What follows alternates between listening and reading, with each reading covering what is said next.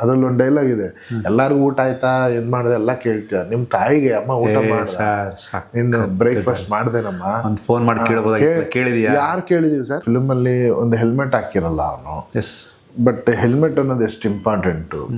ಟಪ್ಪಂದ ಎಲ್ಲಿ ಯಾವಾಗ ಏನಾಗುತ್ತೆ ಗೊತ್ತಿಲ್ಲ, ಹೆಡ್ಗೆ ಇಂಜುರಿ ಆದರೆ ಅವನು ಹೋದ ಅಂತ. ಆ ಥರ ಎಷ್ಟು ಎಕ್ಸಾಂಪಲ್ಸ್ ನೋಡಿದ್ದು. ಸೊ ಜೊತೆಯಲ್ಲಿ ನನ್ನ ಜೊತೆಲಿ ಸೂಪರ್ ಸ್ಟಾರ್ಗಳೆಲ್ಲ ಇದ್ದಾರೆ. ಅದರಲ್ಲಿ ದೊಡ್ಡ ಅವ್ರಿಗೆ ಏನು ಲೆಜೆಂಡ್ ಅನ್ಲ ಸ್ಟಾರ್ ಅನ್ಲ ಏನು ಹೇಳಿ, ನನಗೆ ಎಲ್ಲದಕ್ಕೂ ಮೀರಿ ಅವರು ಇವತ್ತು ಅವ್ರ ಅಭಿಮಾನಿಗಳು ಸರ್ ಅದೆಲ್ಲ ಬಿಟ್ಬಿಟ್ಟಿದೀವಿ ಸರ್, ಇನ್ಮೇಲಿಂದ ಗಾಡ್, ಮಾಸ್ ಗಾಡ್, ನನಗೂ ಅವ್ರ ಗಾಡೆ.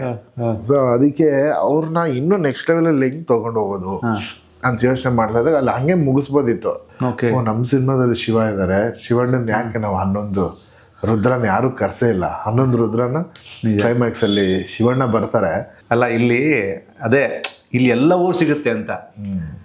ಸಿನಿಮಾ ಅಭಿಮಾನಿಯಾಗಿ ಹೋದಂಥವನಿಗೆ ಅರ್ಜುನ್ ಜನ್ಯ ಅವರ ಮ್ಯೂಸಿಕ್ಕು ಡೈರೆಕ್ಷನ್ ಒಂದು ಫೀಲ್ ಆದರೆ, ಶಿವಣ್ಣ ಉಪ್ಪಿಸರು ರಾಜ್ ಶೀಟ್ ಒಂದು ಫೀಲ್ ಆದರೆ, ಕಥೆಯ ಅಥೆಂಟಿಸಿಟಿ ಕಮರ್ಷಿಯಲ್ ಹೇಳೋದ್ರ ಜೊತೆಗೆ ನಮ್ಮ ಧರ್ಮವನ್ನು ನಮ್ಮ ಕರ್ತವ್ಯವನ್ನು ಪಾಲಿಸಬೇಕು ಅನ್ನುವಂಥದ್ದು. ಸರ್ ಎಷ್ಟೋ ಜನಕ್ಕೆ ಯಾರೊಬ್ಬರು ತೀರೋಗ್ಬಿಟ್ರು, ಸಾಮಾನ್ಯವಾಗಿ ನಾವೆಲ್ಲರೂ ಹೇಳುವಂಥದ್ದು ಅವರ ಆತ್ಮಕ್ಕೆ ಶಾಂತಿ ಸಿಗಲಿ, ಬಟ್ ಆ ಶಾಂತಿ ಸಿಗೋದಷ್ಟು ಈಸಿ ಅಲ್ಲಲ್ಲ ಸರ್? ಅದೇ ನಾವು ಬಾಯಲ್ಲಿ ಹೇಳ್ಬಿಡ್ತೀವಿ, ಬಟ್ ನಮ್ಮ ಪುಣ್ಯ ನೋಡಿ ನಮ್ಮ ಸನಾತನ ಧರ್ಮದಲ್ಲಿ ಎಲ್ಲದಕ್ಕೂ ಒಂದು ಏನಿದೆ ಉತ್ತರ ಇದೆ, ಒಂದು ಪರಿಹಾರ ಇದೆ. ಏನಾದರೂ ಮಾಡಿ ನೀವು ಎಲ್ಲದಕ್ಕೂ ಒಂದು ಪರಿಹಾರ ಇದೆ. ಆ ಪರಿಹಾರ ನಂಬಬೇಕು, ಆ ಪರಿಹಾರನ ಮಾಡಿದ್ರೆ ಅದರ ಫಲಗಳು ಭಾಳ ದೊಡ್ಡದು. ಈಗ ನಾವು ಬರೀ ಅವ್ರಿಗೆ ಹೆಲ್ಪ್ ಮಾಡ್ತಾ ಇಲ್ಲ, ಅವ್ರ ಪಿತೃಕರ್ಮ ಅಂತೇಳಿ ನಮ್ಮ ಪಿತೃಗಳನ್ನ ಹೆಲ್ಪ್ ಮಾಡಿ ಅವ್ರ ಆಶೀರ್ವಾದ ನಿಮ್ಗೆ ಸಿಕ್ಬಿಟ್ರೆ ಅಂದ್ಕೊಡಿ, ದೇವರ ಆಶೀರ್ವಾದಗೂ ಮೇಲಂತೆ.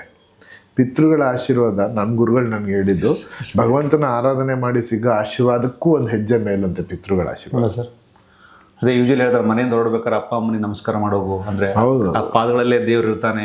ಹೌದು, ಈ ಕಾನ್ಸೆಪ್ಟ್ ಕೂಡ ಹೌದು ಹೌದು. ಅಂದರೆ ನಾವು ಯಾರು ನಮ್ಮನ್ನ ಅಗ್ಲು ಹೋಗಿರ್ತಾರಲ್ಲ ಅವ್ರುಗಳು ಪಾಪ ಅವರು ಹ್ಯಾಪಿ ಆಗ್ಬಿಟ್ರೆ ಆ ಟ್ರಾವೆಲಲ್ಲಿ ಅವ್ರನ್ನ ಕರೆಕ್ಟಾಗಿ ಹ್ಯಾಪಿ ಮಾಡಿಬಿಟ್ರೆ, ಇಟ್ಸ್ ಅಪ್ಪ ಅಮ್ಮ ಆಗಲಿ, ಅಣ್ಣ ಆಗಲಿ, ಚಿಕ್ಕಪ್ಪ ಆಗಲಿ, ದೂರದ ತಾತ ಆಗಲಿ, ಅಜ್ಜಿ ಆಗಲಿ, ನಮಗೆ ಗೊತ್ತೇ ಇರಲ್ಲ, ಯಾರ್ಯಾರಿಗೂ ನಾವು ಮಾಡೇ ಇರಲ್ಲ, ಅವ್ರನ್ನೆಲ್ಲ ಹ್ಯಾಪಿ ಮಾಡೋಕ್ಕೆ ಇನ್ನೂ ಟೈಮ್ ಇರುತ್ತಂತೆ. ಅದನ್ನೆಲ್ಲ ಆತ್ಮಕ್ಕೆ ಶುದ್ಧಿ ಮಾಡಿಬಿಟ್ರೆ ಅವರೆಲ್ಲರ ಆಶೀರ್ವಾದ ಅನ್ಸುತ್ತೆ ನಿಮಗೆ ಬಿದ್ದರೆ ಲೈಫಲ್ಲಿ ಮಿರಾಕಲ್ಸ್ ಅದು. ಆಮೇಲೆ ಇಡೀ ಸಿನಿಮಾದ ಕೋರ್ ಐಡಿಯಾಸ್ ನನಗೆ ಕಂಡುಬಂದಿದ್ದು, ಗುರು ತುಂಬ ಅಪರೂಪಕ್ಕೆ ಹುಟ್ಟುವಂಥ ಒಬ್ಬ ಈ ಮನುಷ್ಯ ಜನ್ಮ, ಸಾಧ್ಯ ಆದಷ್ಟು ಒಳ್ಳೆಯ ರೀತಿಯಲ್ಲಿ ಬದುಕು, ಪ್ರಜ್ಞೆಯಿಂದ ಬದುಕು, ಪ್ರತಿ ಗಳಿಗೆಯೂ ನೀನು ಅಲರ್ಟ್ ಆಗಿರೋನು ಅಂಥದ್ದು. ಇದು ಹೇಗೆ ಸರ್ ಇದು? ಅಂದರೆ ಈ ಕಮರ್ಷಿಯಲಿ ಗೆದ್ದಿದ್ದೀರಿ, ನಾನು ಮನ್ಸಾರ ಹೇಳ್ತಾ ಇದ್ದೆ ಈ ಮಾತನ್ನ. ಫಿಲ್ಮಲ್ಲಿ ಒಂದು ಹೆಲ್ಮೆಟ್ ಹಾಕಿರಲ್ಲ ಅವನು, ಬಟ್ ಹೆಲ್ಮೆಟ್ ಅನ್ನೋದು ಎಷ್ಟು ಇಂಪಾರ್ಟೆಂಟು. ಟಪ್ಪಂದ ಎಲ್ಲಿ ಯಾವಾಗ ಏನಾಗುತ್ತೆ ಗೊತ್ತಿಲ್ಲ, ಹೆಡ್ಗೆ ಇಂಜುರಿ ಆದರೆ ಅವನು ಹೋದ ಅಂತ. ಆ ಥರ ಎಷ್ಟು ಎಕ್ಸಾಂಪಲ್ಸ್ ನೋಡಿದ್ದೀವಿ. ಆಮೇಲೆ ಫೋನಲ್ಲೇ ಮಾತಾಡ್ಕೊಂಡು ಬರೋರಿಗೆ ಎಷ್ಟು ಜನ ಆಗಿದ್ದಾರೆ. ಹೀಗೆ ಹಿಡ್ಕೊಂಡು ಮಾತಾಡೋದು ಒಂದೇ, ಇಯರ್ಫೋನ್ ಹಾಕೊಂಡು ಮಾತಾಡೋದು ಒಂದೇ. ನಿಮ್ಗೆ ಏನಾಗುತ್ತೆ, ಡಿಸ್ಟ್ರಾಕ್ಷನ್ ಇರುತ್ತೆ. ನಾನು ಇವಾಗಲೂ ನೋಡಿದೆ, ಜೋರಾಗಿ ಬೈಕೊಂಡು ಹೋಗ್ತಾ ಇದ್ದಾರೆ, ಯಾವುದೋ ಟೆನ್ಷನಲ್ಲಿ ಇಯರ್ಫೋನ್ ಹಾಕ್ಕೊಂಡಿದ್ದಾರೆ, ಯಾರಿಗೋ ಬೈತಾ ಇದ್ದಾರೆ, ಅವತ್ತು ಹಿಂಗೆ ಅಂದೆ ಇವತ್ತು ಹಿಂಗೆ ಅಂದೆ, ಏನೋ ಬೈತಾ. ಬಟ್ ಆ ಟೆನ್ಷನ್ ನೀವು ಡೋಂಟ್ ನೋ ಯಾವ ಗಾಡಿ ಎಲ್ಲಿಂದ ಬರ್ತದೆ, ಎಲ್ಲೂ ಆ ಕಡೆ ಈ ಕಡೆ ನೀವು ನೋಡಿರಲ್ಲ. ಸೊ ಒಂದು 10 ನಿಮಿಷ ಟ್ರಾವೆಲ್ನಲ್ಲಿ ಫೋನ್ ಸೈಲೆಂಟ್ ಮೋಡ್ಗೆ ಹಾಕ್ಬಿಟ್ಟು ಹೋಗ್ಬೋದಲ್ಲ, ಏನಾಗಲ್ಲ, ಒಂದು ಜೀವ ಉಳಿತದಲ್ಲ ಸರ್. ಇಲ್ಲಿ ನೋಡಿ, ಒಂದು ಜೀವ ಇವ್ರದ್ದು ಉಳಿಬೋದು, ಅಥವಾ ಇವ್ರು ಮಾಡೋ ಆಕ್ಸಿಡೆಂಟಿಂದ ಇನ್ನೊಂದು ಜೀವ ಹೋಗ್ಬೋದು ಅಲ್ವಾ. ಇಲ್ಲಿ ಇವ್ನು ಮಾಡಿದ್ದು ತಪ್ಪಿಂದ ಇನ್ನೊಂದು ಜೀವ ಹೋಯ್ತು, ನಾಯಿ. ಹೌದು ಅಲ್ವಾ. ನಾಯಿ ಆಗಿದ ತಕ್ಷಣ ಇವ್ನು ತಿರ್ಗಾ ನಾಯಿ ತಿರ್ಕೊಂಡು ಹಿಂಗೆ ಹೋಗ್ತಾನೆ, ಲಾರಿ ಹೊಡಿತು, ಅವನು ಹೋಗ್ಬಿಟ್ಟ. ಸೊ ನೀವು ಹೇಳ್ದಂಗೆ ಚಿಕ್ಕ ಚಿಕ್ಕ ವಿಷಯಗಳೇ ಇಂಪಾರ್ಟೆಂಟು. ಇಲ್ಲೇನು ಅನ್ಕೊಂಬಿಟ್ಟಿದೆ, ಏನೋ ಕೊಲೆ ಮಾಡಿಬಿಟ್ರೆ, ದರೋಡೆ ಮಾಡಿಬಿಟ್ರೆ ತಪ್ಪು, ಇದು 1000 ಕೋಟಿ ಲೂಟಿ ಮಾಡಿಬಿಟ್ರೆ ತಪ್ಪು, ಅದು ತಪ್ಪೇ.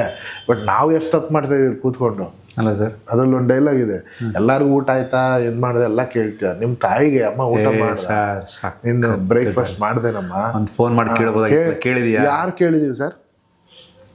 ಕೇಳಿಲ್ಲ. ಸೊ ಸಣ್ಣ ಸಣ್ಣ ವಿಷಯಗಳನ್ನೂ ಪಾಯಿಂಟ್ ಮಾಡಿ ಹೇಳೋದೆ 45. ಜೊತೆಗೆ ಈ ಶಿವಣ್ಣನ ಪೋರ್ಷನ್ ಬಂದಾಗ ಸರ್, ಒಂದಷ್ಟು ಜನ ಚಪ್ಪಲಿ ಬಿಟ್ಟು ನೋಡಿದ್ದನ್ನು ನಾನು ವಿಡಿಯೋಗಳಲ್ಲಿ ನೋಡಿದ್ದೆ. ಹಿಂಗಾಗುತ್ತೆ ಅಂದಾಗ ಎಸ್, ನನ್ನ ಕಣ್ಮುಂದೆ ಹಿಂಗಾಯ್ತು. ಎಲ್ಲೋ ಗೊತ್ತಾದಂಗೆ ಒಂಚೂರು ಚಪ್ಪಲಿ ಫುಲ್ ಬಿಡದೆ ಹೋದ್ರೂ ಚೂರು ಚಪ್ಪಲಿನ ಹಿಂಗೆ ಲೂಸ್ ಮಾಡಿ ಒಂಚೂರು ಈ ಭಕ್ತಿ ಭಾವ ಬರ್ತಾರದಾಯ್ತು. ಆ ಒಂದು ತುಂಬ ಸ್ಟ್ರಾಂಗ್ ಆದಂಥ ಕನ್ವಿಕ್ಷನ್ನ ಕೊಡಿಸಿದ್ರಿ. ಅದ್ರ ಮ್ಯಾಜಿಕ್ ಏನು ಸರ್ ಅದು? ಅಂದರೆ ಅದರ ಗಟ್ಟಿತನ ಏನು ಅಂತ ಪಾಯಿಂಟ್? ಇಲ್ಲ, ಏನಾಯಿತು ನನಗೆ ಇಲ್ಲಿ ಒಂದು ಏನೇ ಬುದ್ಧಿ ಹೇಳಿದ್ರು ಸರ್, ಕಮರ್ಷಿಯಲ್ ಸಿನಿಮಾನೇ ಸರ್. ಸೊ ಜೊತೆಯಲ್ಲಿ ನನ್ನ ಜೊತೆಲಿ ಸೂಪರ್ ಸ್ಟಾರ್ಗಳೆಲ್ಲ ಇದ್ದಾರೆ. ಅದರಲ್ಲಿ ದೊಡ್ಡ ಅವ್ರಿಗೆ ಏನು ಲೆಜೆಂಡ್ ಅಲ್ಲ, ಸ್ಟಾರ್ ಅಲ್ಲ, ಏನು ಹೇಳಿ, ನನಗೆ ಎಲ್ಲದಕ್ಕೂ ಮೀರಿ ಅವರು, ಅವ್ರಿಗೆ ಹೆಸರು ಹ್ಯಾಟ್ರಿಕ್ ಹೀರೋ, ಇದಕ್ಕೆಲ್ಲದಕ್ಕೂ ಮೀರಿ, ಕರ್ನಾಟಕ ಚಕ್ರವರ್ತಿಗೆ ಮೀರಿ ಇವತ್ತು ಅವ್ರ ಅಭಿಮಾನಿಗಳು ಸರ್ ಅದೆಲ್ಲ ಬಿಟ್ಬಿಟ್ಟಿದೀವಿ ಸರ್, ಇನ್ಮೇಲಿಂದ ಗಾಡ್, ಮಾಸ್ ಗಾಡ್, ನನಗೂ ಅವ್ರ ಗಾಡೆ. ಸೊ ಅದಕ್ಕೆ ಅವ್ರನ್ನ ಇನ್ನೂ ನೆಕ್ಸ್ಟ್ ಲೆವೆಲಲ್ಲಿ ಹೆಂಗೆ ತೊಗೊಂಡು ಹೋಗೋದು ಅಂತ ಯೋಚನೆ ಮಾಡ್ತಾ ಇದ್ದಾಗ ಅಲ್ಲಿ ಹಂಗೆ ಮುಗಿಸ್ಬೋದಿತ್ತು. ಬಟ್ ನಾನೇ ಅಭಿಮಾನಿಯಾಗಿ ಅವ್ರಿಗೊಂದು ವೀಕ್ ತಾತ ಥರ ಹಿಂಗೆ ಇರ್ತಾರೆ, ತಮಾಷೆ ಮಾಡ್ತಿರ್ತಾರೆ, ಒಂದು ಹೀರೋಯಿಕ್ ಬೇಕಲ್ಲ, ಏನು ಮಾಡೋದು ಅಂತ ಯೋಚನೆ ಮಾಡಿದಾಗ ನನಗೆ ರುದ್ರ ಪೂಜೆ ಮನೇಲಿ ಮಾಡಬೇಕಾದ್ರೆ ಓಕೆ ಅವಾಗ 11 ರುದ್ರಗಳನ್ನು ನಮ್ಮ ಗುರುಗಳು ಹೇಳಿದ್ರು. ಓಕೆ, ಶಿವ ಅಂದರೆ ಅವ್ರ ಕೆಳಗಡೆ 11 ರುದ್ರಗಳಿದ್ದಾರೆ, ಅವತಾರಗಳ ಥರ. ಮೃತ್ಯುಂಜಯ ಹೋಮ ಮೃತ್ಯುಂಜಯ ಅದು ಮಾಡ್ಬೇಕಾದ್ರೆ ನಿಮ್ಗೆ 11 ರುದ್ರಗಳ ಮೇಲೂ ಪೂಜೆ ಮಾಡಿಬಿಟ್ಟು ಅದನ್ನ ಮುಗಿಸ್ತಾರೆ. ಓಕೆ, 11 ರುದ್ರಗಳು ಅಂತ ಪೂಜೆ ಮಾಡಿ ಮಂಗಳಾರತಿ ಮಾಡಿದಾಗ ನನಗೆ ಮಂಗಳಾರತಿ ತಗೋಬೇಕಾದ್ರೆ ಐಡಿಯಾ ಬಂತು. ಓಕೆ, ನಮ್ಮ ಸಿನಿಮಾದಲ್ಲಿ ಶಿವ ಇದ್ದಾರೆ, ಶಿವಣ್ಣನ ಯಾಕೆ ನಾವು 11 ರುದ್ರನ ಯಾರೂ ಕರೆಸೇ ಇಲ್ಲ. 11 ರುದ್ರನ ಕ್ಲೈಮ್ಯಾಕ್ಸಲ್ಲಿ ಶಿವಣ್ಣ ಬರ್ತಾರೆ, ಅಲ್ಲಿ ಎಲ್ಲ ಅವ್ರು ಏನೇನೋ ಲೋಡ್ ಮಾಡಿರ್ತಾರೆ ಉಪೇಂದ್ರ ಅವರು, ಅದಕ್ಕೆ ಇವ್ನು ಕೌಂಟರ್ ಇಡ್ತಾನೆ, ಅಲ್ಲ ಸರ್ ಒಂದು ಗೊಬ್ಬಿ ನೋಡಿ ಅದಕ್ಕೆ ಇಡೀ ಸೈನ್ಯ ತಗೊಂಡ್ಬಿಡ್ತಾರಲ್ಲ ಅಂತ. ಅದು even point of view. But ಅವ್ರು ಯಾಕೆ ರೆಡಿ ಮಾಡೋರು ಅಂದ್ರೆ ಅವನು ಗೊತ್ತು ದೇವ್ರು ಬಂದ್ಬಿಟ್ಟವನೆ ಅಂತ, ಯಾವಾಗ ಗೊತ್ತು ದೇವ್ರು ಬಂದ್ಬಿಟ್ಟವನೆ ಅಂತ. ಅವ್ನು ಹೇಳ್ತಾನೆ ಯಮದೂತನ್ ಲೋಡ್ ಮಾಡೋ ಅಂತ, YMD ಯಮದೂತ ಅಂದ್ರೆ ಅವ್ನ ಲೆಕ್ಕದಲ್ಲಿ ಅವನದೊಂದು ವೆಬ್. ಇದು ನನ್ನ ಕಲ್ಪನೆ ಇಲ್ಲ ಸರ್, ಇದನ್ನ ಸೆಲೆಬ್ರೇಟ್ ಮಾಡಿದೀನಿ ಸರ್. ಸೊ ಅದನ್ನು ನೋಡಿದ್ರೆ ಒಂದು ಗದೆ ತರ ಇರುತ್ತೆ, ರೆಗ್ಯುಲರ್ ತರ ಇರಲ್ಲ. ನೀವು ನೋಡಿದ್ರೆ ಒಂದಿಷ್ಟು ದೊಡ್ಡ ಗದೆ ಹಿಂಗಿರುತ್ತೆ, ಓಪನ್ ಆದ್ರೆ ಹಿಂಗ್ ಓಪನ್ ಹಿಂಗ್ ಫೈರ್ ಆಗುತ್ತೆ, ಹಿಂಗ್ ಕ್ಲೋಸ್ ಆಗುತ್ತೆ. ಸೊ ಅದು ಅನ್ಕೊಂಡಾಗ ಇಲ್ಲಿ ಶಿವಣ್ಣ ಅವರು ಬಂದ್ಬಿಟ್ಟು ಹೌದಾ ಅಷ್ಟು ಲೋಡ್ ಮಾಡಿದಾನ, ಸರಿ ನಾನೇನು ಕಮ್ಮಿ ಇಲ್ಲ ಅಂದ್ಬಿಟ್ಟು ಕರೀತಾರೆ ಅಷ್ಟು ಜನ. ಕಪಾಲಿ, ಪಿಂಗಾಲ, ವಿರೂಪಾಕ್ಷ ಎಲ್ಲರದು ಸೇಮ್ ಕ್ಯಾರೆಕ್ಟರ್ ಸರ್. ಕಪಾಲಿ ಅಂದ್ರೆ ಇದ್ರಲ್ಲಿ ಇಡ್ತಾರೆ ಮಶಾಣದಲ್ಲಿ, ಪಿಂಗಾಲ ಅಂದ್ರೆ ಅವ್ರ ಸೂರ್ಯನ ಅಂಶ. ಸೊ ಅದಕ್ಕೆ ನೀವು ನೋಡಿದ್ರೆ ಸೂರ್ಯನ ಪಕ್ಕದಲ್ಲಿ ಧ್ಯಾನ ಮಾಡ್ತಿರ್ತಾರೆ. ವಿರೂಪಾಕ್ಷ ಅಂದ್ರೆ ನೀರೊಳಗಡೆ ಇರೋದು, ನೀರಲ್ಲಿ ಇರ್ತಾರೆ ಅವರು. ಆಹಿರ್ಬುದ್ಧನ್ಯ ಅಂದ್ರೆ ಸ್ನೇಕ್ಸ್ ಜೊತೆ ಇರ್ತಾರೆ. ಅಂಡ್ ಭೀಮಾ ಅಂತ ಒಂದು ಕ್ಯಾರೆಕ್ಟರ್ ಇದ್ದಾರೆ, ಅವರು ಫುಲ್ ಮಸಲ್ ಮ್ಯಾನ್, ಕುಸ್ತಿ ಗಿಸ್ತಿ ಎಲ್ಲ ಮಾಡೋ ಥರದ್ದು.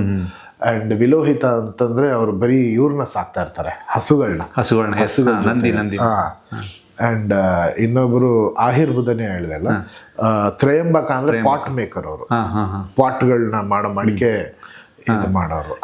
ಕ್ಯಾಪ್ ಹಾಕಿನೋ ಬಾಣ ಎಲ್ಲ, ಹರ ಅಂದ್ರೆ ಅವರು ಸಖತ್ ಬಿಲ್ಲು ಬಾಣನಲ್ಲಿ ತುಂಬಾ ಫೇಮಸ್ ಅವರು.